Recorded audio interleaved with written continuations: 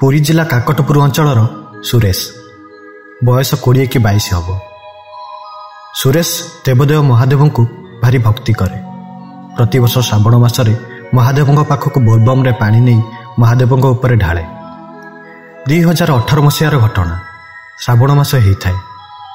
सुरेश से वर्ष प्रथम सोमवार दिन पानी ढालिबा मनस्थ करिथाए। आउ से वर्ष वर्षा भी बहुत होता है। जुआड़े चाहिए सियाड़े पानी, नई नाल पोखरी सबुआड़े पानी ही पानी। से दिन थाए गुरुवार। सुरेश से दिन गड़गड़िया घाटरू पानी उठे पुरी लोकनाथ जावाई बाहरी थाए। जेहेतु कटक गड़गड़ियारू पुरी लोकनाथ प्राय 80 ରୁ 90 किलोमीटर हेब। से गुरुवार दिन बाहरी पड़ी थाए सुरेश। सबुआड़े बोलबम हर हर बम शब्द, जुआड़े चाहिए काउड़िया भिड़। सुरेश आसी पहुंची जाए गड़गड़िया पीठरे। बहुत खुशी मध्य थाए। सेपटे घरे बापा माँ किंतु भारी व्यस्त होउथांती। धू धू वर्षा सांग को बिजुली घड़घड़ी। सुरेश माँ कहूथांती, हे भोलानाथ, हे शिव शंकर, मो पुओ को टिके भलरे भलरे तुम पीठरे पहुंचाई दियो प्रभु। एतिकी कही ठाकुर घरे से महेश्वर फटो को चाही मुंडिया मारुथांती। एपटे सुरेश नईरू पानी उठेबा पाई प्रस्तुत सारी 7टी बुड़ मारी बोलबम डाकी डाकी चलिला पुरी लोकनाथ अभिमुखे। सुरेश मने मने भावी थाए कि से दिन को 20 ରୁ 25 किलोमीटर चली किछि समय विश्राम करिवो, तापर पुणी चलिबो। सेमिति ही हुए। सुरेश किछि बाट चली छक छकरे काउड़िया भाई मानिक पई विश्रामर व्यवस्था होइथिबा स्थान रे अटकी किछि समय विश्राम करी बाहुंगी कांधे बोलबम डाकी डाकी चले। आ भितर 3टी दिन बीती सारी थाए। आउ बाकी थाए गोटे दिन, माने रविवार दिन। से दिन सकाळु सकाळु सुरेश भलरे भलरे जाई पुरी चंदनपुर पाखरे पहुंची सेठी बाहुंगी रखी विश्राम निए। आउ मने मने स्थिर करे कि बाबा लोकनाथ मंदिर आउ अल्प बाट रहिला। संध्या बेल को बाहरिले ठीक समय रे पहुंची जीवो। एमिति भाबी भाबी संध्या बेल को बाहरी पड़े सुरेश। सुरेश बाहरिला बेल को वर्षा बहुत जोर आरंभ हो जाए। वर्षा टोपा टाई टाई ही देह को बाजु थाए। सुरेश बोल बम डाकी डाकी मने मने देवदेव महादेव को सुमरी चली थाए।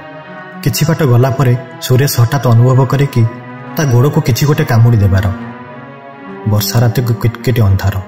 सुरेश जेतेबेले तलको चाहे देखे तो झापसा बिजुली आलुअरे ताकू एक विषधर साप चली जाउथिबार देखा जाए। से हठात कौन करिबो आउ किछि बुद्धिबाट पाउ न थाए। संगे संगे रास्ता ठारू अल्प दूर रे थिबा एक गछरे बाहुंगी को रखी सेठी बसी पड़े।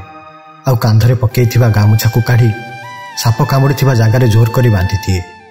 आउ सेठी अपेक्षा करी डाक मारु थाए, भाई किए अछ टिके साहाय्य कर, भाई किए अछ टिके साहाय्य कर। किंतु वर्षा घड़घड़ी सांग को काउड़िया भाई मानकर बोलबम डाकरे सुरेश डाक अधा बाटर ही मिलई जाउथाए। शेषरे सुरेश से देवदेव महादेव को हाथ जोड़ी कहवाक लगे, हे महेश्वर, हे लोकनाथ, हे शंभुनाथ, मते रक्षा कर प्रभु। तुमरी ऊपर पानी ढालिबाकू आसी तुमरी दुआरे मोर एमिति अवस्था देखिपारुछ प्रभु। हे भोला शंकर, मते विपदरू रक्षा कर प्रभु। एतिकी कही सुरेश सेठी बसु बसु केतेबेले तार आखि लगी जाइछि से जानी पारिनी। किछि समय पर हठात उठी देखे तो जड़े सन्यासी ता पाखरे बसिचंती। आउ किछि चेरमूली साप कामुड़ी थिबा जागारे लगेई देइछंती। सुरेश उठिबा क्षणी सन्यासी जनक कहंती, व्यस्त हुअनी, मु एई पाख कुड़ियारे रुहे। तुमे साहाय्य मागुथिबा बेले मु तुम डाक शुणी पारिथिली, हेले रातिरे एते अंधार को डाकटी कोउ दिगरु आसीछि जानि पारिलिनी। खोजी खोजी आसिला बेले को देखिली तमे एठी बसिछ। तुम अवस्था देखि मु जानिगली तुम असुविधा विषय रे। मु औषध लगेई देइछि, व्यस्त हुअनी, किछि भी असुविधा हबनी तमर। एबे तुमे आराम से जाई परिबो। तापरे सुरेश से सन्यासी जन को धन्यवाद जनाई कांधरे बाहुंगी कांधेई बाहरी जाए। मंदिर रे सकाळु सकाळु पहुंची बाबा लोकनाथ ऊपर पानी ढाली घर को फेरे। फेरिला बेले से गछमूल को जाई सन्यासी रहुथिबा कुड़ियाटी को बहुत खोजे, हेले पाएनी। आखपाखरे लोक मानक बहुत पचारे, किंतु समस्ते नाही करंती कि एठी सेमिति किछि कुड़िया नाही। तापरे सुरेश घर को फेरी आसी घरे बापा माँ को सब किछि कुहे। सुरेश माँ कहती, धनरे तू धन्य हो गलु। बाबा भोलानाथ निजे आसी तो गोड़े औषध लगे भल करदेले। सुरेश सेठी महादेव को हाथ जोड़ी कहूए, हे भोला शंकर, हे डम्बरुधर, तमें निजे आसी मते एत बड़ विपद रक्षा कर दे चलीगल। हेले मो अधम तुमको चिन्ह पारिलेनी। धन्य तुम्हें प्रभु, मु धन्य हो गली प्रभु। हर हर महादेव। ଜୟ ଶିବ ଶମ୍ଭୁ।